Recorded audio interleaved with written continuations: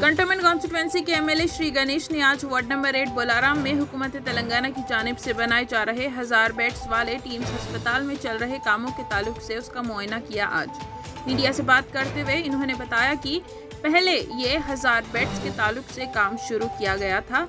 इसे रिवाइज करके 1200 से 1400 बेड्स तक प्रपोजल हुकूमत को दिया गया।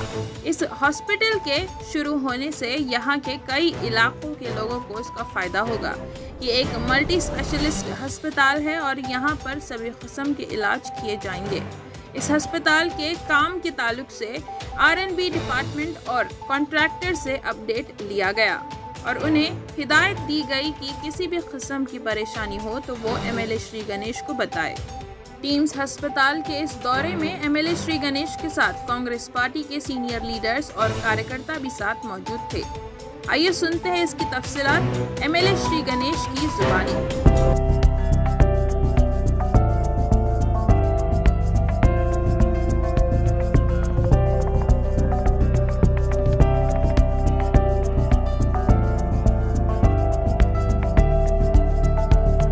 అందరికీ నమస్కారం।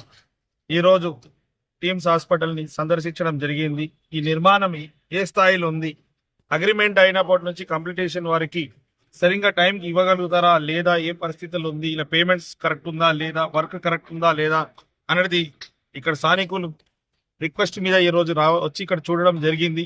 ఈ ఆఫీసర్లు వర్క్ R&B డిపార్ట్మెంట్ వాళ్ళతోటి, ఈ కాంట్రాక్ట్ డిపార్ట్మెంట్ వాళ్ళతో ఇద్దరితోటి చర్చించాము। అంతా సక్రమంగా జరుగుతుంది। ఇన్ టైంలో కంప్లీటేషన్ చేసి ప్రజలకు అందుబాటులో తీసుకొస్తానని వారు కూడా మాట ఇవ్వడం జరిగింది। ఇప్పటిదాకా జరిగిందంతా ఆన్ టైమే అయింది। వాళ్ళు చెప్పిన ప్రకారం సెప్టెంబర్ 2025లో నిర్మాణం పూర్తి చేసి కంప్లీట్ చేసి ఇస్తానని కూడా వారు మాట ఇవ్వడం జరిగింది। అదేవిధంగా కాంగ్రెస్ ప్రభుత్వం కూడా వారికి పూర్తి స్థాయిలో సహాయ సహకారాలు అందించి పేమెంట్ కూడా కంటిన్యూషన్గా ఇప్పించడానికి కృషి చేశారు కాబట్టి పని డిలే అవడం ఛాన్స్ లేదు కాబట్టి కంప్లీటేషన్ అయితే అని చెప్పారు। ఈ హాస్పిటల్ కంప్లీటేషన్ అయితే చుట్టుముట్టున్న 3-4 జిల్లాల వారికి అందరికీ పేద ప్రజలకు అందుబాటులో ఉంటుంది। పేదలే కాకుండా కూడా ధనవంతులు కూడా ఇది కార్పొరేట్ స్థాయిలో ట్రీట్మెంట్ గవర్నమెంట్ ప్రొవైడ్ చేస్తుంది కాబట్టి ఎవరైనా ఇక్కడ వచ్చి ట్రీట్మెంట్ చేసుకోవడానికి ఈజీగా ఉంటుంది।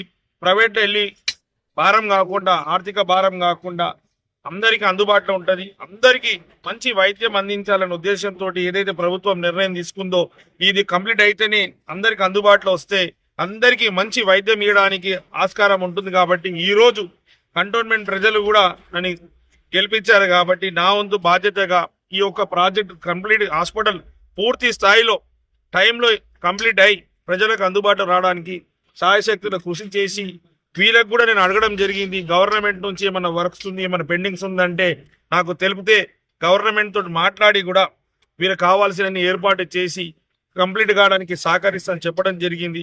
వీరు ఇప్పుడు 2 విధంగా ఉంది। ఒకసారి ఏమో 1000 బెడెడ్గా స్టార్ట్ చేసి మళ్ళీ రివైజ్ చేసి దాన్ని 1200 1400 కూడా రివైజ్ చేయడం జరిగింది। దాని ప్రపోజల్స్ కూడా గవర్నమెంట్ వద్ద పెండింగ్ ఉందంటే నేను కూడా ఖచ్చితంగా వారికి మాట ఇవ్వడం జరిగింది।